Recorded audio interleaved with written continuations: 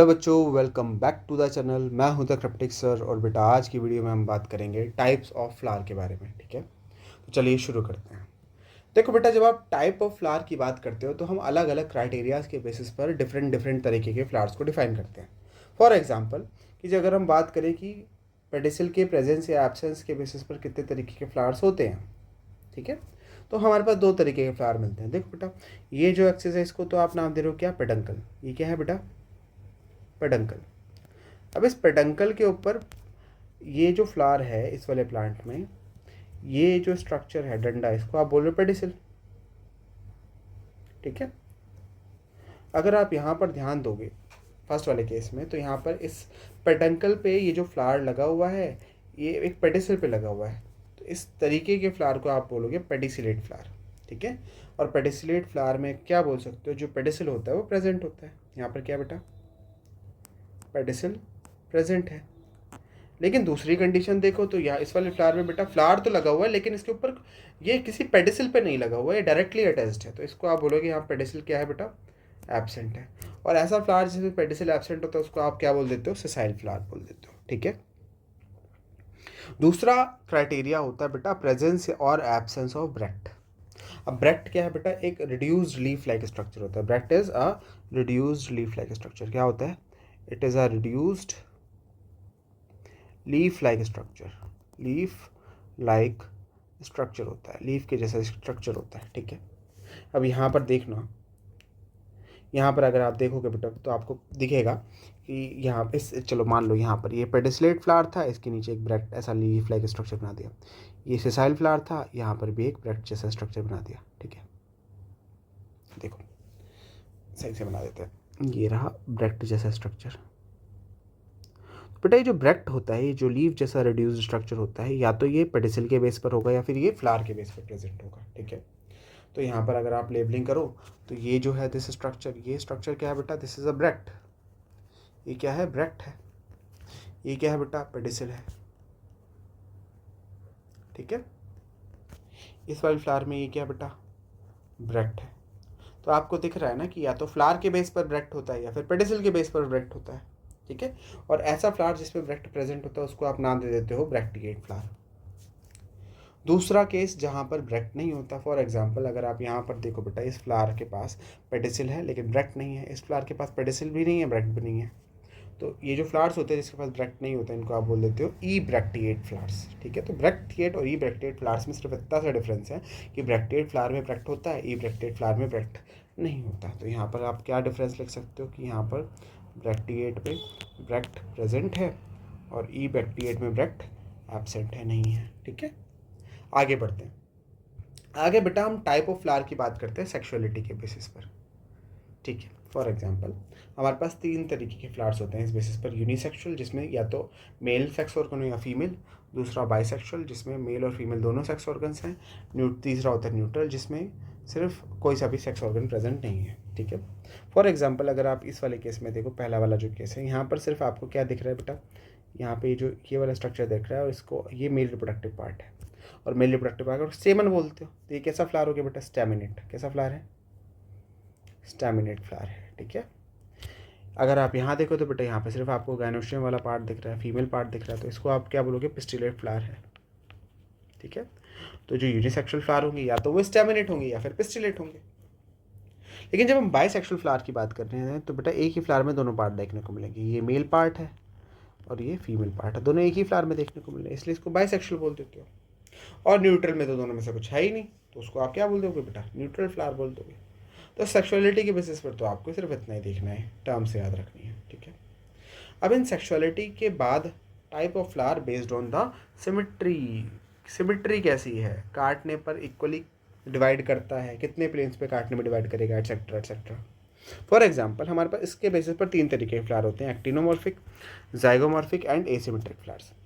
जब आप actinomorphic flower की बात करो तो देखो बेटा, इस फ्लावर को मैं अगर इस प्लेन में काटूँ तो भी दो इक्वल पार्ट में डिवाइड होगा, अगर मैं इस फ्लावर को इस प्लेन में काटूँ तो भी दो इक्वल पार्ट बनेंगे, अगर मैं इस फ्लावर को इस प्लेन में काटूँ तो भी दो इक्वल पार्ट बनेंगे, इस प्लेन में काटूँ तो भी दो इक्वल पार्ट बनेंगे, इस प्लेन में काटूँ तो भी दो इक्वल पार्ट बनेंगे। ठीक है, किसी भी प्लेन में काट लूँ जो कि ऐसा प्लेन जो कि सेंटर से होकर गुजर रहा है और मेरे को दो इक्वल प्लेन्स में डिवाइड होता हुआ दिखाई दे रहा है, तो मैं बोलूँगा यहाँ पे सिमेट्री जो होती है that is radial symmetry. Symmetry कैसी है बेटा?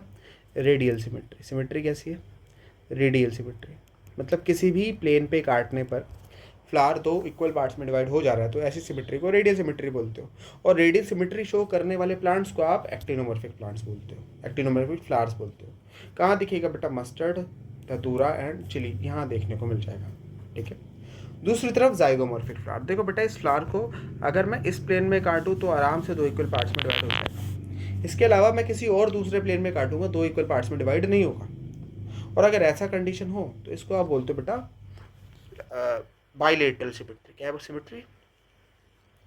बाइलेटरल सिमेट्री, कि सिर्फ एक ही प्लेन जो कि सेंटर से पास हो रहा है उसमें ही वो दो इक्वल प्लेन में डिवाइड हो सकता है, बाकी किसी और प्लेन में काटने पर वो दो इक्वल प्लेन्स में हाफ में डिवाइड नहीं होगा।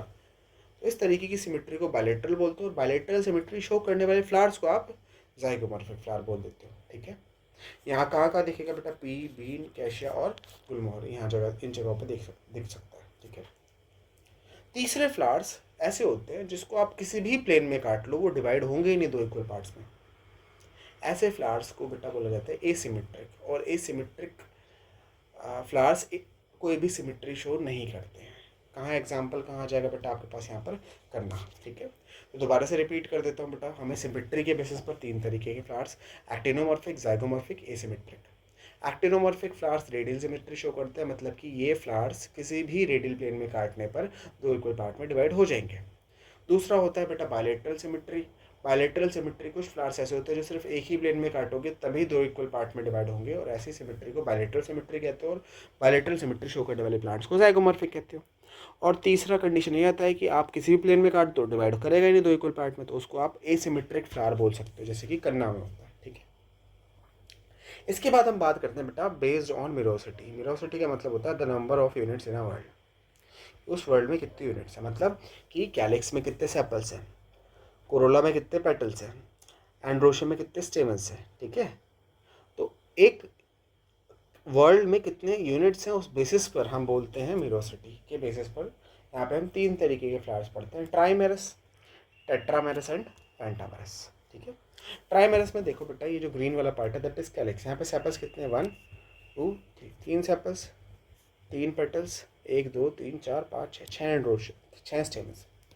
तो यहाँ पर जितने यूनिट्स हैं वो क्या है बेटा? या तो तीन है या फिर तीन के मल्टीपल में है।